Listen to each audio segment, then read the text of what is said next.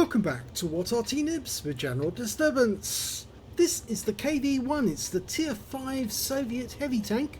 It's located on the west spawn, is it the west spawn? Yes it is, the west spawn of Airfield, and this one is under the command of ProvoBob. Now there are some bots in this game because it is on the Australian-New Zealand server, but that doesn't necessarily mean it's going to be a pushover for him. In fact, normally it's not. So he's got a hard job because this time around he's not playing Arty, he's playing a heavy tank. Well, it looks to me like that's the 85mm gun. How do I tell? Well, the 57mm is short and thin, the 76mm is slightly bigger but kind of thinner, and the 122 is short and stubby. That is the 85mm gun, which is capable of doing 160 alpha, penetrating 120mm with standard ammo, and with the APCR it will go through 161mm. He's also carrying a few HE rounds just in case. Now it's a tier 5 game with tier 5 tanks in it, and it's a reduced numbers game as well. So I think it is.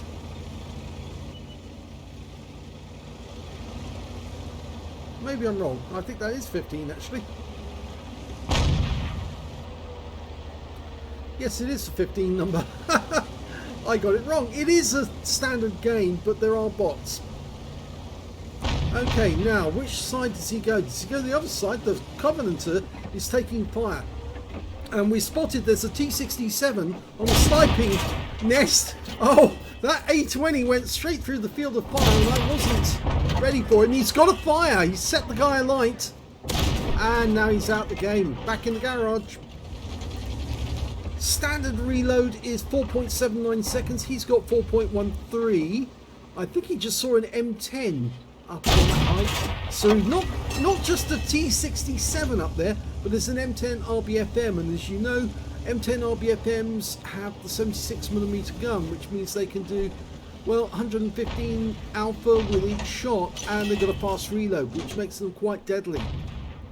Okay, just the other side of the rock we've got a Churchill 3, which is a Soviet premium tier 5 heavy,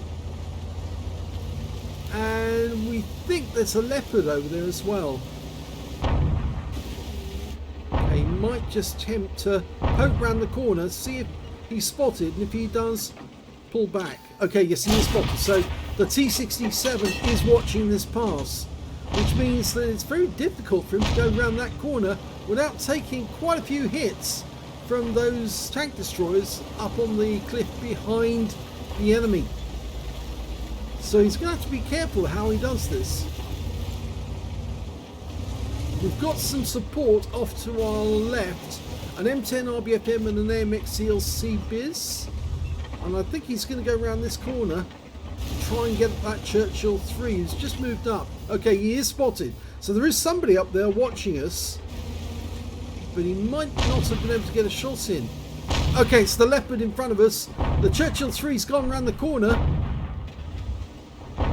Gets one in. Low roll, 159.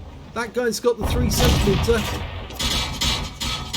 Ouch. Well, he just hit us for 154.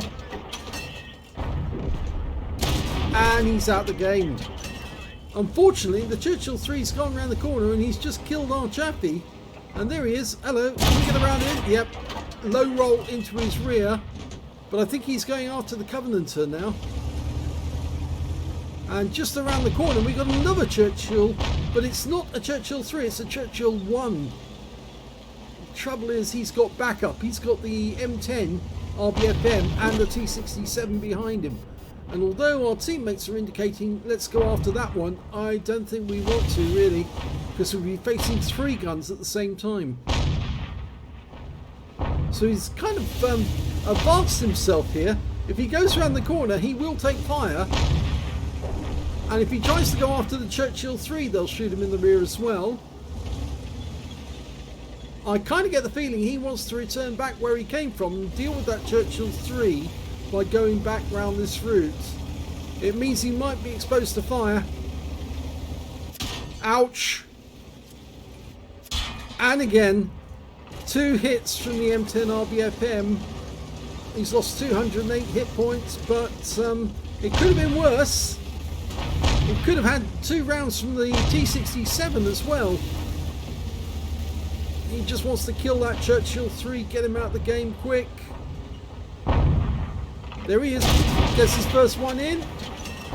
Wait for the reload and gets the second one in, but it doesn't kill him. It's a low roll. And he fires through the tent to kill the Churchill 3 off. And that's his 3rd kill.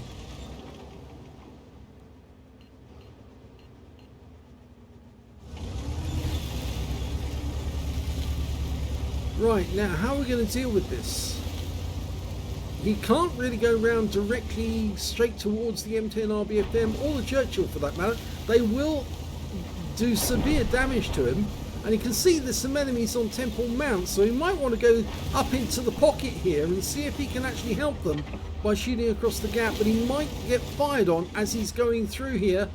He's probably going to get spotted, but it might be too late for them to do anything about it. Yeah. And he was spotted, yes, so he was right to turn his turret just in case they did fire in this direction.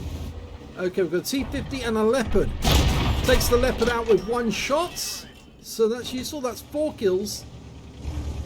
There's an enemy Churchill 1, another one, back by their cap area. And it looks like he's just hiding behind those bushes. That's one. Low roll again. Go for a second. He went unsighted, but I think he did pen that one. And he gets the kill shot. So he's got 5 kills. And he's now managed to reach 1,856 hit points, which means he's got 20% of the enemy hit pool and potentially got a high caliber. Now, where to go? If he pulls out of the pocket here and goes to the left, there's an IKV down below. He doesn't want to go to the right because that's where the tank destroyers is. And yes, he was spotted the moment he went through that gap. They saw him. Now he needs to turn around and go around to try and get behind that IKV 103 to the south. He can't go through that gap. If he goes through the gap, he'll get shot in the side by 2 tank destroyers, and it's just not worth losing 200 hit points just by going through the gap. Now this AMX CLC is a blue rated player, but he hasn't really done much in the game. He's only just taken damage, and I'm not sure if I think he's got the 90mm gun. Yeah, okay, this is good. He's headed back because he's going to go around and get at that IKV 103 and try and help anyone up on Temple Mounts. Yeah, there's a Wolverine, but he's way off in the south.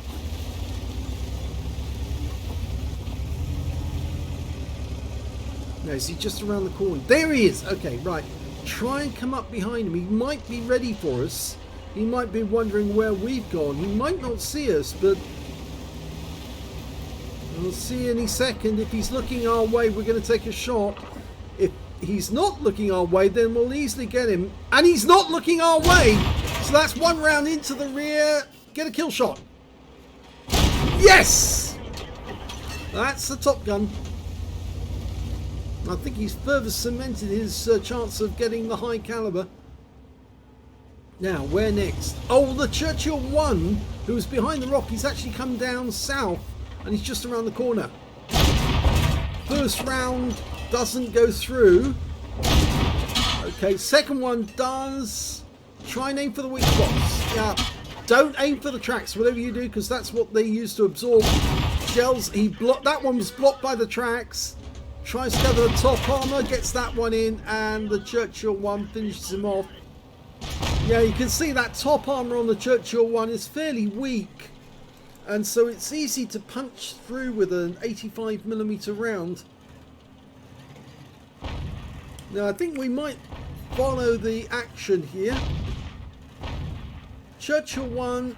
Oh, the enemy's just lost their Type T-34, so they're down to 3 players now. The Churchill 1, the M10RBFM, and the T67. And it looks to me like that guy has got the 90mm gun.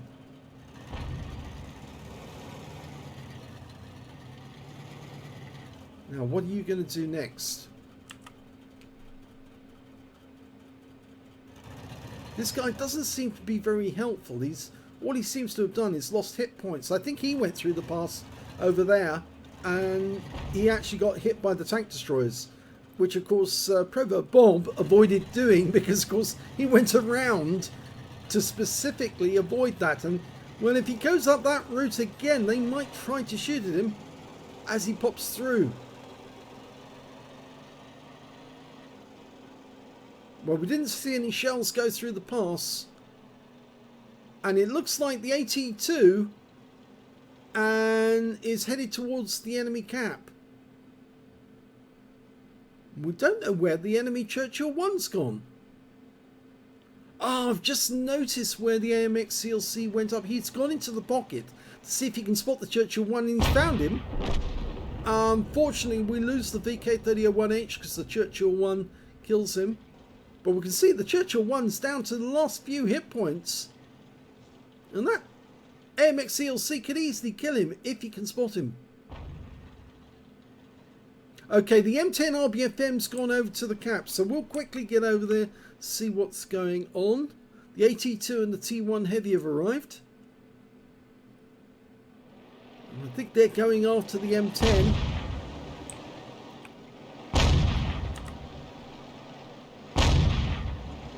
Yeah, AT2, tough as old boots. M10's got a great fire rate, but he's up against the tank with heavy armour. And so the AT2 survives. And the M10 RBFM was thrown away. It's a sniper, not a brawler. It doesn't have the armour to brawl. Now hopefully the AT2 is going to get into the cap. Now, it looks like that's what he's going to do. The T1's already gone in. They'll put pressure on the T67 and the Churchill to come back.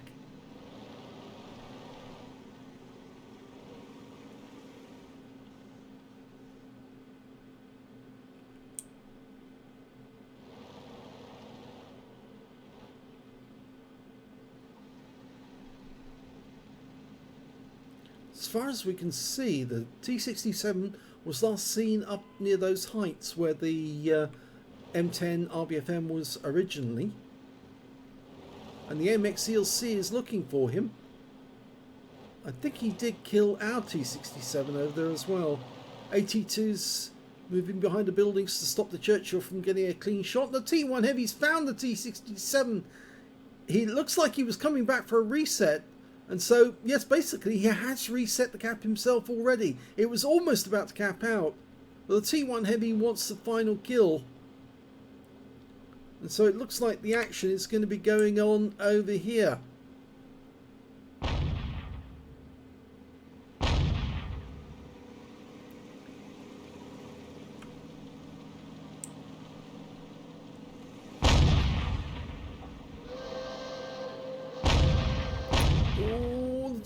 T1 Heavy could come a cropper here.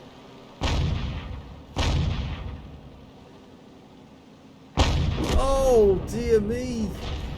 But the T67 goes down to the MX CLC who crept up behind him, and it looks like the AT2 is going to cap out because the Churchill hasn't bothered to come back, and that's it, the game's over and it's a win.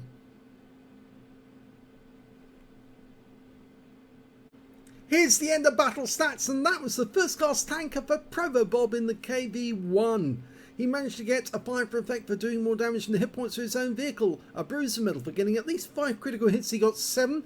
He got a high caliber because he did get the highest damage in the game, and he also got a top gun because he got 6 kills. His win rate from the battle was 12,348. Very satisfactory. That's Super Unicum and quite a bit more. Let's have a look at team score. Well, actually there were a lot of bots in the game, but it was 15 versus 15, even though those bots were in there. And ProvoBob got 2,852 hit points, more than enough to get it. The second highest scorer was the M10 RBFM. Yes, they're a danger player, but of course he played the M10 wrong. You snipe, you don't brawl. 1,771 went to him, and 1,525 went to the T1 Heavy. Yeah, he could have stayed alive instead of going after that T67. He just handed the T67 a healthy morsel. And that T-67, funnily enough, was a bot. And the bot just tore him to shreds. So you see, the bots aren't that easy to kill sometimes. The AT2 picked up an invader because, of course, he capped out to win. And, of course, we've seen the high caliber and Top Gun that went to ProvoBob. When it came to base XP, he's got 1200. So, yes, he's got the top in all three columns and easily got the high score. But he didn't get an ace tanker. At 1200 means that getting an ace tanker, you probably have to go quite a bit higher. 724 for the T1 Heavy, 514 for the... Oh, actually, it's 543 for the Churchill 3 on the enemy team. And the Churchill 1 that drove away without coming up to reset, well, I'm afraid he was a bot. That's why he didn't come back. Their Wolverine did get a Confederate, even though he was killed in the game. He was a real player. Let's have a look at the detail. He fired 25 shots in the game, got 20 direct hits and 19 penetrations, and all of the no splash damage of 2,852 hit points, of which 485 were at more than 300 meters. 19 hits received from the enemy. If he'd survived the battle, he might have got a steel wall. 11 penetrations, 8 non-penetrations, and 345 hit points of damage blocked by armor. I think his downfall was that Churchill 1 in the end. Yes, he did take some hits from the M10 RBFM and also from the Churchill 3, but in the end, I'm afraid, and of course from the Leopard, but in the end it was the fact that he allowed that Churchill 1 to keep pumping rounds into him, and he wasn't really well angled, so unfortunately, yes, he did sort of like give away his hit points too easily. 7 enemy vehicles damaged, 6 killed, and he earned 50,661 credits, but he did fire a number of premium rounds in the game, and therefore he actually ended up with a loss of 31,904 credits. He did earn 25 bonds in the game, so he must have completed a mission, and he got 1,800 XP times 2 for the first victory, 3,600 experience points altogether. Not a bad game in the KV-1. It can be a lot of fun to play. In fact, one of the things you can do with the KV-1, which I think a lot of people neglect to do, is to actually play it with the various different guns and see if you can actually get ace tankers in each of them. I mean, some guns are easier to get ace tankers in than others. The 85mm that ProvoBob was using is fairly good at doing ace tankers, but it's a lot harder to get an ace tanker in either the 76mm gun, the ZIS-5, or with the 57mm. It does fire very quickly, 1 round every 2 seconds, and it only does 85 hit points of damage, but you can just literally pummel the enemy with shots and literally pinprick them to death until they eventually fall over or keel over under the weight of shots that you fire at them. And of course the 122mm derp gun is a lot of fun, just firing around an enemy tank, seeing the penetration and watching the tank just vaporize in the process. That can be a lot of fun too. I hope you enjoyed that battle. If you did, please give this video a like. Do subscribe to our channel. Leave a little comment down below because it feeds the algorithm.